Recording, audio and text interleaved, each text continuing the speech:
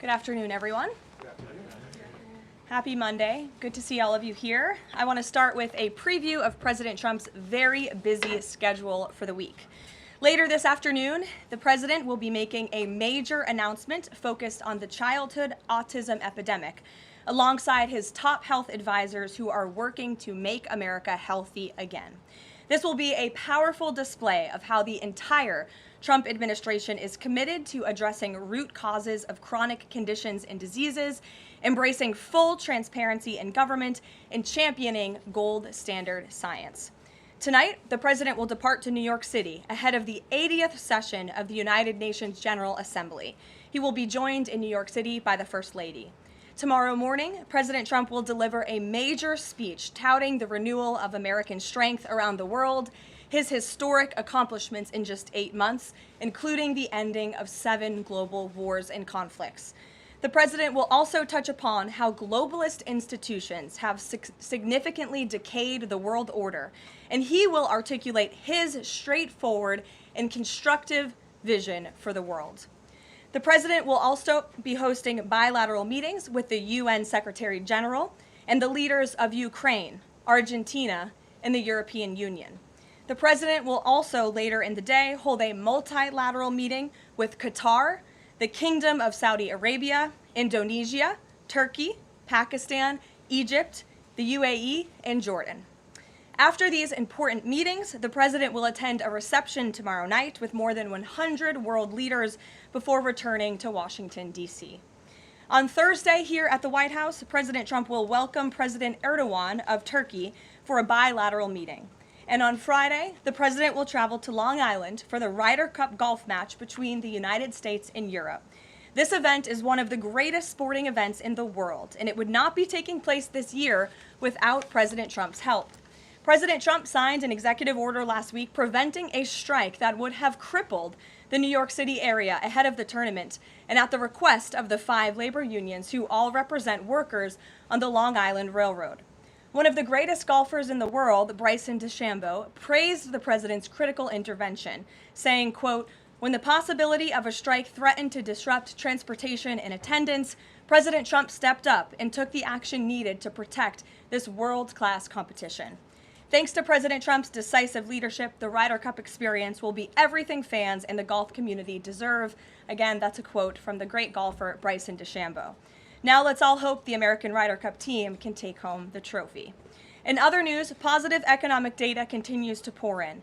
Brand new polling shows that Americans' faith in the economy and the direction of the nation is back on track and shooting even higher. Home ownership is more affordable, with mortgage rates dropping to a 3-year low. For new home buyers, this represents a $250 decline in your monthly mortgage payment, or nearly $3,000 a year. And President Trump has made it very clear he wants to continue to see mortgage rates decline to a record low, just like they did in his first term. Thanks to President Trump's unleashing energy dominance, gas prices are dropping, and Americans are spending the smallest share of their disposable income on gasoline since 2005. Additionally, the annual cost to own and operate a new vehicle is down by nearly 6% over the last year. Americans are earning more and they are spending more than ever before. After inflation outpaced for 26 straight months under Joe Biden, real wages have increased nearly every month since President Trump took office, with wages for blue-collar workers rising at the fastest rate in 6 decades. Retail sales are also booming, up 5% over last year. And the stock market is booming, and Americans' retirement accounts continue to do well, with the Dow, S&P 500, and NASDAQ all hitting new record highs. In fact, the S&P 500 is up nearly 15%, and the NASDAQ is up more than 21% since Election Day. As part of President Trump's mission to restore America as the manufacturing superpower of the world, he has secured nearly $9 trillion in U.S. investment, nearly 9 times more than Biden attracted in his entire 4-year term, and we expect that number to be upwards of $15 trillion very soon. We're already seeing the initial economic benefits of these investments, with industrial production recently rising to an all-time high. President Trump built the greatest economy in the history of the world in his first term, and we are witnessing him do it all over again. Now, before I open it up to questions, I do want to speak on the heinous political assassination of Charlie Kirk. As President Trump powerfully stated yesterday, This assassination was an attack on everything that makes the United States of America the greatest country on earth. But that attack has completely failed. The heartwarming response from the overwhelming majority of the American people over the past 2 weeks is all of the proof that you need. The assassin who took Charlie's life can destroy flesh and blood, but he can never destroy the values that Charlie stood for. All across the country, millions of Americans have prayed, hosted vigils, attended church services, became politically engaged for the first time, and honored the legacy of Charlie and the ideals he died speaking for. The beautiful memorial service attended by President Trump and 100,000 great Americans in State Farm Stadium yesterday was just the latest example. And Erica Kirk's mercy was one of the greatest acts of grace this world has ever seen. May God continue to watch over Erica and their beautiful children. Unfortunately, there have been some jarring exceptions to this unity. This past Friday, 58 House Democrats voted no, and 38 voted present on a resolution that simply stated, condemning in the strongest possible terms the assassination of Charles James Kirk and all forms of political violence. There were no strings attached to this vote. This was a simple gesture of human decency to denounce political violence. I wish I could say that this was only a fringe group, but 96 votes is nearly half of the entire House Democrat caucus. And they didn't just vote against this basic resolution condemning political violence. A number of those same Democrats took to the House floor to smear Charlie Kirk's name. The man wasn't even buried yet, and Democrat members of Congress were denigrating his memory on the floor of the House of Representatives. This was truly a sad moment and a clear reflection of how radical the Democrat Party has become. Many Democrats in elective office have now been totally captured by a radical fringe of the far-left base who want to dehumanize every person they disagree with. We must continue to call this wickedness out. It's the only way that our nation can heal. For too long, past leaders have offered platitudes while political violence has been allowed to fester and harm innocent Americans. There has been coordinated campaigns dating back years, spearheaded by radical left-wing organizations centered on dehumanizing, intimidating, doxing, and even attacking Americans whom they disagree with. These groups have radicalized impressionable individuals to foment violence. An attempted transgender assassin traveled to Justice Brett Kavanaugh's family home with plans to end his life. An attempted assassin came within an inch of ending President Trump's life in Butler, Pennsylvania, and on the campaign trail, another attempted assassin tried to kill the president at his golf club in Florida. A left-wing assassin shot United Healthcare CEO Brian Thompson right in the back in the heart of New York City. ICE agents are facing a more than 1,000% increase in assaults for simply doing their jobs. Violent radical left-wing mobs engaged in illegal behavior, targeted Jewish Americans, and shut down America's college campuses under the previous administration. Left-wing mobs burned down Tesla dealerships out of, quote, protest of Elon Musk and his policies. In May, a left-wing activist shouting "Free Palestine" murdered 2 innocent Israeli embassy staffers outside of the D.C. Jewish Museum here in Washington. These are just a few examples, prominent examples of the growing left-wing political violence in our country. Enough is enough, and as President Trump has promised, he will directly address the dark sources funding and supporting this domestic terrorism to finally restore order in our country. The American people can expect further, very strong action on this very soon. Everyone, Republican, Democrat, everyone in between, we all deserve to live in a country where we do not have to fear for our lives simply for stating what we believe in. With that, I will take your question. In today's new media seat, we have Monica Page, who is the White House correspondent for Turning Point USA's news organization on the front lines. Monica, thank you for being here. We're so sorry for the loss of Charlie. I know you work for him, you were very close to him, and we appreciate your being in the new media seat and also your commitment to covering the White House. You are here every day, just like the rest of everyone in this room. So why don't you kick us off today? Thank you so much, Karoline. I don't think you realize how much it means to me to be here in this seat, especially on behalf of Turning Point USA and Frontlines. We greatly appreciate it. We also greatly appreciate the outpouring of support and just really kind words that we heard yesterday at the memorial service. That means more to us been, I don't think anybody ever knows. And even the global support that we're seeing for Charlie has been overwhelming, and it doesn't go unnoticed. So thank you so much. I have 3 questions, if I may, on the horrific murder of Charlie Kirk. Government and local officials said that Antifa inscriptions were engraved in these bullet casings that killed Charlie Kirk. It appears to be a trend, especially after what we saw in the Annunciation Church shooting, Catholic Church shooting. Additionally, Stephen Miller recently commented on the rise in this kind of violence, saying there is a domestic terrorist movement growing in this country. The president is designating Antifa as a domestic terrorist organization. I'm wondering, what is the approach to holding these people accountable, just to ensure that violence like this just is eradicated moving forward? Sure. Well, Antifa is going to be designated a domestic terrorist organization. The president intends to sign that executive order very soon as it's drafted, as soon as today, later this afternoon. And this is something the president campaigned on, because we have seen a rise in violence perpetuated by Antifa radical people across this country who subscribe to this group. And unfortunately, it's gone widely uncovered by many in the legacy media. It also went completely ignored by the previous administration. Not anymore. Not only, as you mentioned, were the bullet casings subscribed with Antifa mottos, if you will, in the heinous assassination of Charlie, but there have also been more examples than I could read off for you here in this briefing room today of violence from Antifa. I will just read a few. In July 2025, several members of an Antifa cell ambushed and opened fire on officers at an ICE facility in Alvarado, Texas, shooting one officer in the neck.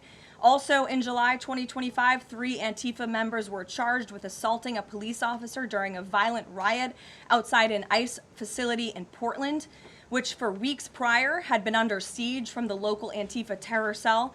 In February 2024, a transgender Antifa terrorist detonated an explosive device outside of the office of the Republican Attorney General of Alabama. In July 2023, Antifa members linked to abortionist group Jane's Revenge firebombed pro-life facilities and vandalized churches. In January 2022, a suspected Antifa member was arrested for bringing a pipe bomb to a pro-Trump event.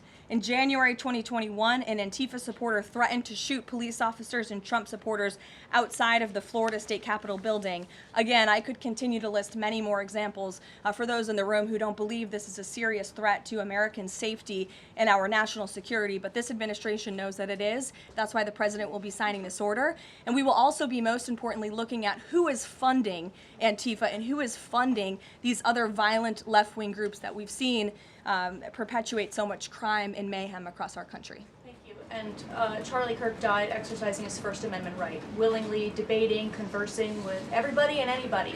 That was what he did.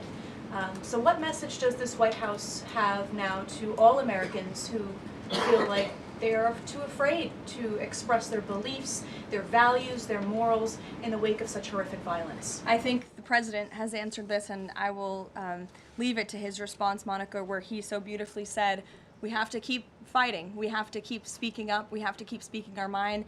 I know that's what Charlie would want us to do, and we have a right to free speech in this country. The president supports it. It is protected by our beautiful Constitution, and Americans should not cower in fear. They should rise up in courage to continue speaking the truth. And to end on a lighter note, Karoline, sure. I'd love to know what your favorite memory of Charlie is. Sure. Charlie was a great guy, and he was, of course, a very influential person in the conservative movement, in the MAGA movement. He was so helpful to the president during the campaign and to all of us who worked on that campaign, that historic campaign. I myself had many great memories going on Charlie's amazing podcast and his show. He was always willing to text people with words of encouragement. In fact, my last text exchange with him was the day before he died, and he was asking for my husband and I's address to send a children's book to our son. And I think that just speaks to the type of person that he was. And I know so many of us here at the White House are going to miss him very much. Thank you, Karoline. Thank you. Gabe. Caroline, thank you. Regarding the autism announcement, Sure. Why now? Does the administration have new data that hasn't been published previously showing a possible link between acetaminophen and autism?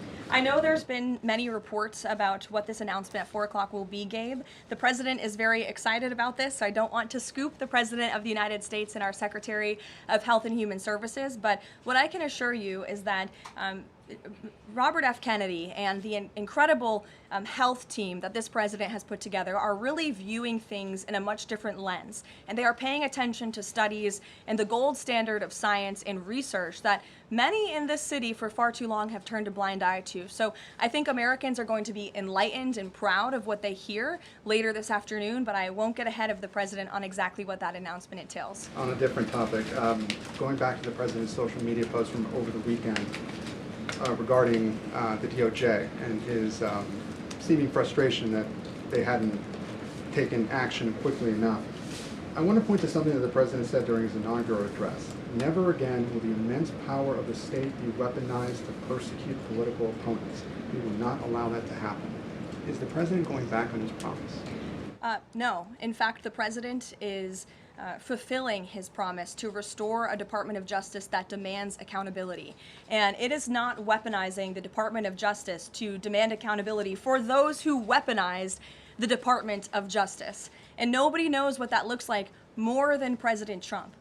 We are not going to tolerate gaslighting from anyone in the media or from anyone on the other side who is trying to say that it's the president who is weaponizing the DOJ. It was Joe Biden and his attorney general who weaponized the DOJ. Joe Biden used this sacred American institution to go after his political opponent in the middle of an election year. And you look at people like Adam Schiff and like James Comey and like Letitia James, who the president is rightfully frustrated. He wants accountability for these corrupt fraudsters who abused their power, who abused their oath of office to target the former president and then candidate for the highest office in the land. And I think the president is reaffirmed in those frustrations and his hope for accountability by the millions and millions of people who reelected him to this office with a mandate to demand accountability. And the president has not been shy about this, Gabe. In fact, when he traveled to the Department of Justice earlier this year, all of you were there to cover it. He said, quote, "I demand a full and complete accountability for wrongs and abuses that have occurred. The American people gave a mandate to investigate and root the corruption out of our system," and that's what the president wants to see done. Karoline. Ed. On the autism issue again, there are reams of scientific research that suggests there's no clear link between autism and acetaminophen usage. You're suggesting today they may have new information on this. A lot of it, and this entire debate, has the potential to confuse women, especially pregnant women, about what to do. What do you say to those that say what you're doing today potentially just introduces more confusion into the debate? I think women for many years, in fact for decades, Ed, have been confused by the rapid increase in autism in this country, in the childhood epidemic that is chronic epidemic, disease epidemic that is plaguing America's youth. Women are confused about that and they want answers to that. And that's exactly what this administration is focused on finding. And before you jump to conclusions based on reports that the White House has not even confirmed, I would encourage everyone in this room to go into the 4 o'clock announcement with some critical thinking skills and with some open ears to actually listen to what the president and his team of outsiders have to say about this. And there will be a number of things that will be announced and discussed. And I think, I know as a mother myself, I speak, I believe, for many mothers across the country who really want answers to what is happening to our nation's children. So again, I won't get ahead of the president, but I think everyone in this room needs to tone down the judgment before you even hear what people are going to say. Sure.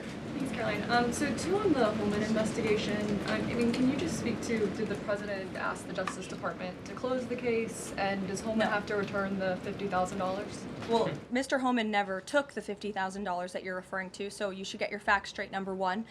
Number two, this was another example of the weaponization of the Biden Department of Justice against one of President Trump's strongest and most vocal supporters in the midst of a presidential campaign. You had FBI agents going undercover to try and entrap one of the president's top allies and supporters, someone who they knew very well would be taking a government position months later. Mr. Holman did absolutely nothing wrong, and even the president's Department of Justice, even Kash Patel's FBI, looked into this just to make sure. They had a number of different prosecutors and FBI agents who looked into this. They found zero evidence of illegal activity or criminal wrongdoing in the White House, and the president stand by Tom Homan 100% because he did absolutely nothing wrong, and he is a brave public servant who has done a phenomenal job in helping the president shut down the border. Mary. Thanks, Caroline. I have two questions on far-left violence. Sure. The first one, the president said yesterday that the bullet hit Charlie, but it was aimed at every one of us. Do you and your colleagues have a heightened sense of fear following this shooting and this far-left violence we're seeing across the country? I certainly think there's a heightened sense of awareness by conservatives across the country, by all of us here at the White House. Again, as I said to Monica, many of us were personal friends with Charlie and had involvement with Turning Point before we came and served our government in this way. So certainly it's a very shocking incident, and I think, it's very unfortunate that those of us who work in this movement have to think about violence just for speaking our minds and for supporting President Trump. And as a follow-up on that, I asked the president last night on Air Force One about this pattern of transgender violence we're seeing.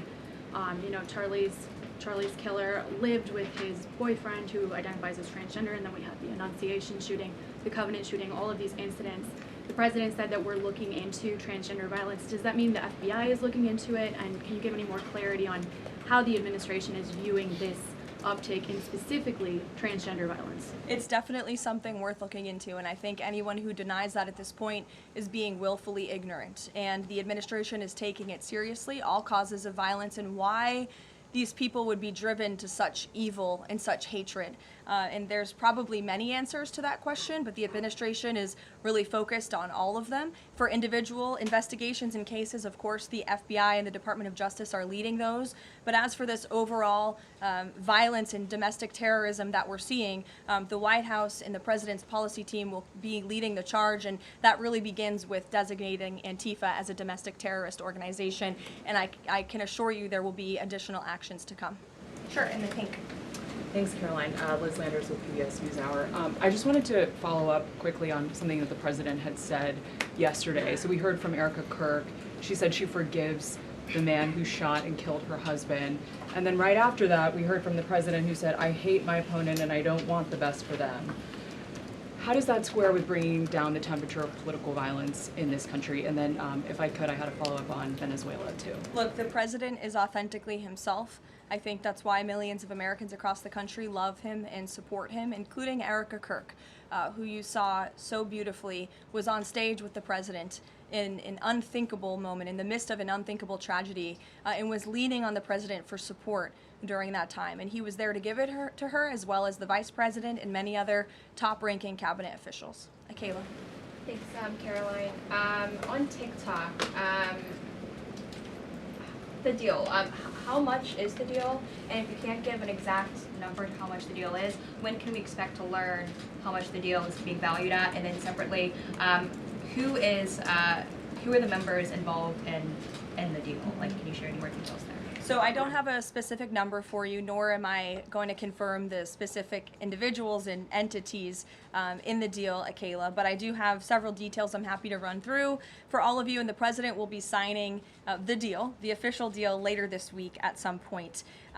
Under the terms of this deal, TikTok will be owned by a majority of American investors and controlled by a board of directors with extensive national security and cybersecurity credentials. In partnership with the U.S. government, Oracle will serve as TikTok's trusted security provider, and they will independently monitor the safety and data security of all U.S. user data on TikTok's platform. Americans' data will be stored securely in the United States without access from China. All U.S. user data will be stored on servers operated by Oracle in the United States, protected from surveillance or interference by foreign adversaries. And the algorithm, I know this is a question many of you have had, will be secured, retrained, and operated in the United States outside of ByteDance's control.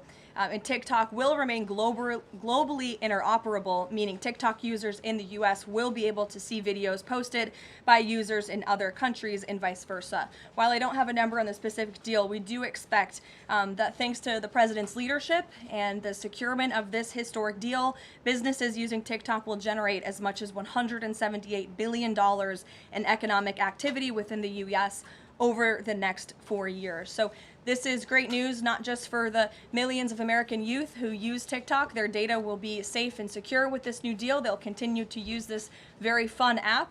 But it's also great news for all of the small business owners who have really been able to make a living off of the use of TikTok as well. And if I could just get one more as it relates to China, on crop prices with farmers, as there's still no official trade deal with China, farmers are getting a little bit antsy navigating, prices being weak and not strong. How is the administration, thinking about farmers right now? Is there anything we can expect to see from the administration on,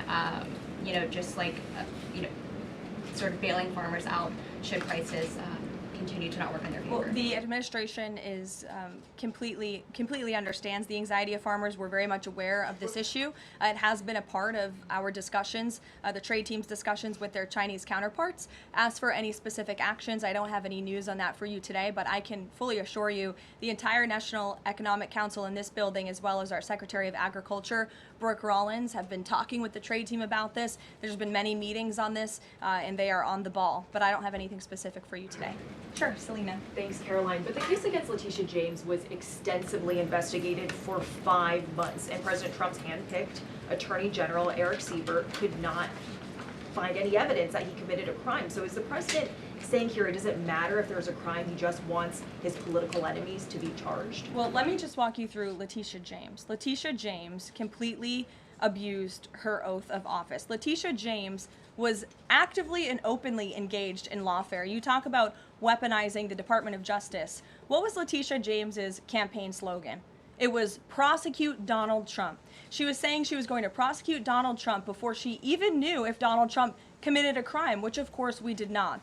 Those are not the words of a serious prosecutor. Those are the words of a corrupt politician who is abusing their power. She actively campaigned on that. She also led the witch hunt, the financial fraud investigation against President Trump and the Trump Organization, and an appeals court tossed that case out, a $500 million civil fraud penalty in August, which was another win for the president and exonerated him of this witch hunt and showed that this is an individual who is corrupt and abused her oath of office. And we also have evidence of her mortgage fraud. An April report from a white-collar fraud investigator found that there was documented evidence that James engaged in a consistent pattern of financial and property disclosures that raise serious legal questions. But why won't the president accept the conclusions of his Justice Department to not bring charges against Letitia James? In fact, you had Bondi and Blanche top DOJ leadership who were against ousting Eric Siebert, who again was picked by President Trump. I just answered that question for you, and the president has every right to express how he feels about these people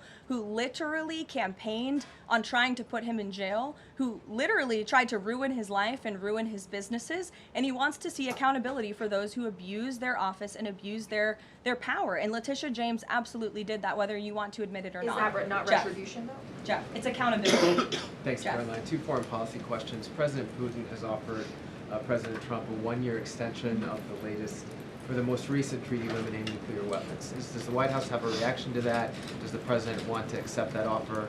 And then one separate issue, just generally, what is the president's response or reaction to the number of countries this week who are planning to or have recognized a Palestinian state? 2 great questions, Jeff. To your first question about Russia, the president is aware of this offer extended by President Putin, and I'll let him comment on it later. I think it sounds pretty good, but he wants to make some comments on that himself, and I will let him do that. As for all of these Western nations that are recognizing a Palestinian state, the president has been very clear. He disagrees with this decision. He spoke about that in the UK, standing right next to his friend, Prime Minister Starmer, and he feels this does not do anything to release the hostages, which is the primary goal right now in Gaza, does nothing to end this conflict and bring this war to a close. And frankly, he believes it's a reward to Hamas. So he believes these decisions are just more talk and not enough action from some of our friends and allies. And I think you'll hear him talk about that tomorrow at the UN.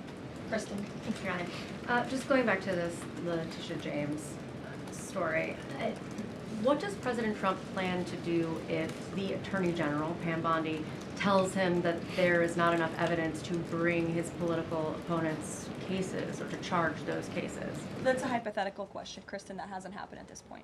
But we did see one U.S. attorney not be able to find enough evidence, and now they no longer have a job. Is that something that you would consider? Look, the president stands with Pam Bondi 100%. He made that clear this weekend. He answered questions from all of you last night on Air Force One. He said the same, and that's how he feels at this moment in time. Just one more thing on the Attorney General Go with ahead. Pam Bondi. Caroline, would the president support designating Russia as a sponsor of terrorism if it does return kidnapped Ukrainian children? And secondly, we just found out through questioning that Hunter Biden sat in on the discussions of his pardons. What's the White House response to that?